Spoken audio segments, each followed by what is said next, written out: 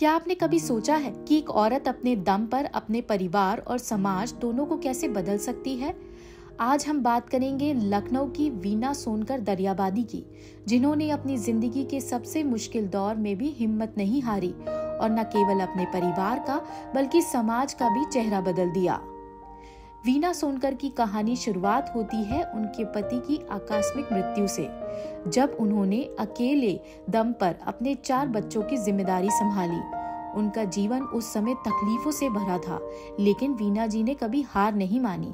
उनकी सोच थी, रोने से समस्याओं का समाधान नहीं होता, बल्कि कर्म करने से ही हल निकलता है। उन्होंने शुरुआत की एक छोटी सी नौकरी से, जो उन्हें पति के बैंक में मिली थी। वीना जी की मेहनत और लगन इतनी थी कि उन्हें जल्दी से ही उसी बैंक में हेड कैशियर के पद पर प्रमोशन मिल गया।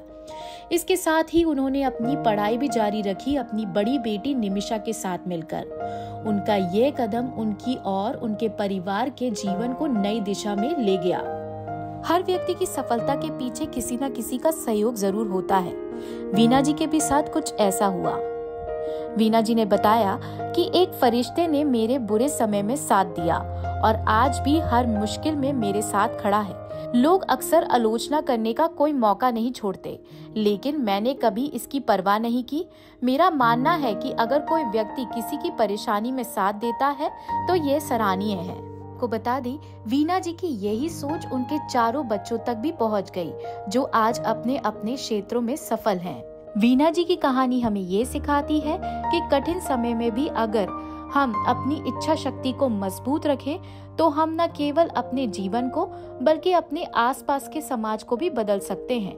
उनकी कहानी एक मिसाल है उस निर्भीक औरत की, जो अपने परिवार और समाज दोनों के लिए प्रेरणा का स्रोत बनी है। अगर शिक्षा कम है तो आमदनी भी कम होगी, तो इसलिए अब बच्ची ग्रेजुएशन में थी, बच्चों का भी सहयोग रहा।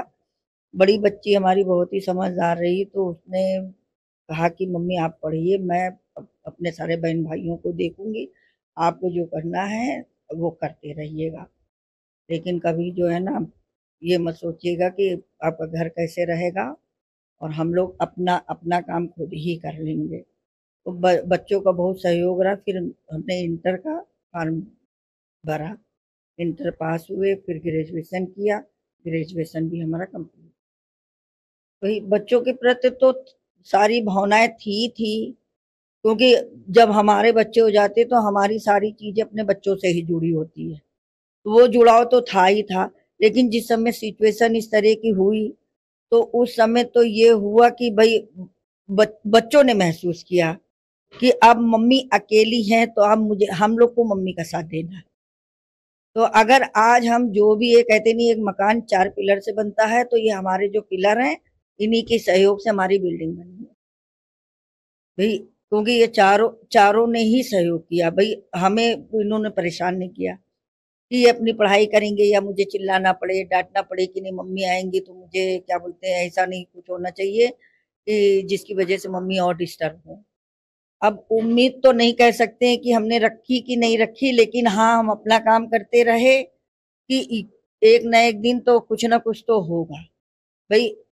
अगर बच्चों की शिक्षा खराब ना हो, अगर वो अपना करते रहेंगे, तो वो उन्होंने अपनी पूरी मेहनत करी, आज उस मकाम पे हैं, तो हमने कुछ हमारा सहयोग रहा, उनका 90% सेल्फ सहयोग रहा, क्योंकि उन्होंने ज्यादा मेहनत करी ना कि हमारी मेहनत से मेहनत हुई। हमने मेहनत करके पैसा लगाया, उन्होंने अपनी मेहनत करके अपनी शिक्षा प्राप्त करी, और मेहनत करके आज भी जिस मुकाम पर हैं वो उनकी सेल्फ मेहनत है। अब पहली सैलरी तो वैसा लगा कि जैसे बहुत बड़ी चीज मिल गई है, भले ही कम थी, लेकिन मेहनत करने के बाद जो मिली तो उसी में बड़ी खुशी हुई कि नहीं, अब हमारे बच्चे भूखे नहीं रहेंगे, अब इनको हम किसी तरह से संभालते ही जाएंगे, और संभल भी गया। वो क्लास 10th तो पास आउट थी, बट जब हम पढ़ते थे तो वो पढ़ाती थी मुझे मैथ्स पार्ट पे, वो सारी चीजें। तो वो पढ़ना तो जानती थी, सारा सब कुछ था, और जिम्मेदारियां सारी क्योंकि घर की उठाती थी। पिताजी ब्रांच मैनेजर थे, सुबह से ऑफिस चले गए, शाम को आ रहे। तो कहीं ना कहीं उनका पढ़ाई से हमारे थ्रू, हम 3 बच्चों के थ्रू जुड़ाव रहा। पर हाँ, बड़े लेवल पे जो गाइडेंस चाहिए थी कि हाँ, उनको जब उन्होंने जॉब करी, जब वो ऑफिस में गई, तो उन्हें कहीं लगा कि मेरी जो क्वालिफिकेशन है उस हिसाब से मेरी सैलरी कम ही रहेगी। तो कहीं ना कहीं उसको उन लोगों ने उनको समझाया कि आप अपनी क्वालिफिकेशन को थोड़ा बढ़ाइए, तो आपकी सैलरी पे असर पड़ेगा, उस तरह से आपका आर्थिक जो इनकम है और सारी चीजें उस पर भी असर पड़ेगा। तो मम्मी ने इस तरह से सोच करके फिर मैंने मम्मी को मोटिवेट किया कि नहीं मम्मी, क्लास 12 का फॉर्म भरिए, हम भी करते हैं पढ़ाई और साथ में हो जाएगा, मिल बांट के घर का चीजें देख लेंगे। और इत्तेफाक से मतलब हमारे दोनों भाई थे, तो दोनों भाई भी पढ़ने में ठीक ठाक थे, इनफैक्ट छोटा वाला तो बहुत अच्छा था। तो हम लोगों को कभी मम्मी को ये नहीं कहना पड़ा कि बच्चे पढ़ो पढ़ो पढ़ो पढ़ो। तो साथ में ही पढ़ते थे, वो आती थी अपना ऑफिस से, देख लिया उन्होंने, हम लोगों ने समझा दिया, थोड़ा बहुत जो गाइडेंस चाहिए वो दे दी, जितनी हमारी समझ थी था। तो साथ में ऐसे ही करके हम लोगों ने सब बुरा वक्त निकाल लिया सारा। लोकल 18 के लिए लखनऊ से ऋषभ चौरसिया की रिपोर्ट।